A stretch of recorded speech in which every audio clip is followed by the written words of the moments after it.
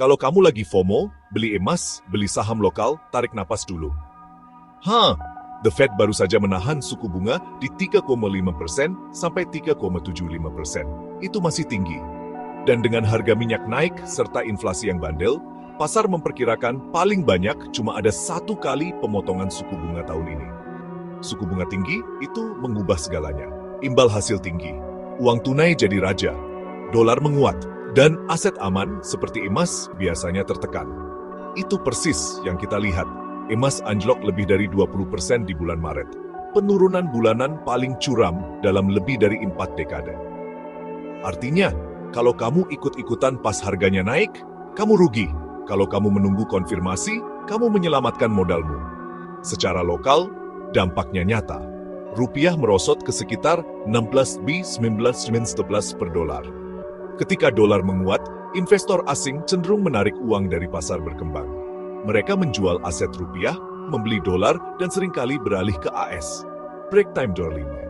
Itu salah satu alasan kenapa IHSG tertekan, mencapai level yang belum pernah kita lihat sejak pertengahan 2025. Sementara itu, pasar AS sempat goyah karena berita The Fed, lalu kembali stabil.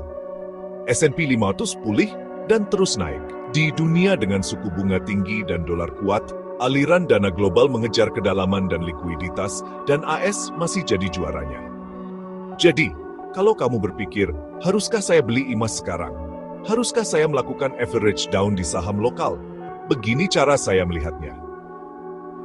Jangan ikut-ikutan. Biarkan harga membuktikan adanya perubahan tren.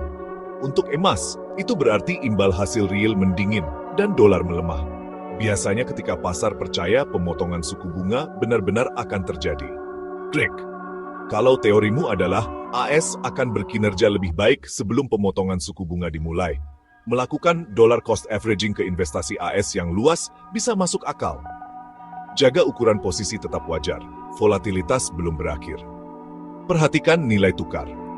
Dolar yang kuat meningkatkan keuntungan AS dalam mata uang lokal. Tapi itu bisa berbalik cepat saat pemotongan suku bunga tiba. Lakukan lindung nilai jika perlu, atau sesuaikan ukuran investasimu. Untuk saham lokal, pilih yang bagus.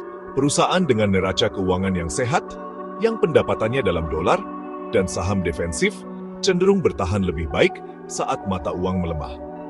Gambaran besarnya, suku bunga tinggi saat ini berarti dolar lebih kuat, emas lebih lemah, dan tekanan pada rupiah, serta IHSG. Ketika pemotongan suku bunga benar-benar terjadi, strateginya bisa berubah. Emas dan aset berisiko di pasar berkembang bisa naik. Sampai saat itu, kesabaran lebih baik daripada FOMO. Saya tidak bilang jangan pernah membeli. Saya bilang belilah dengan rencana, bukan karena panik.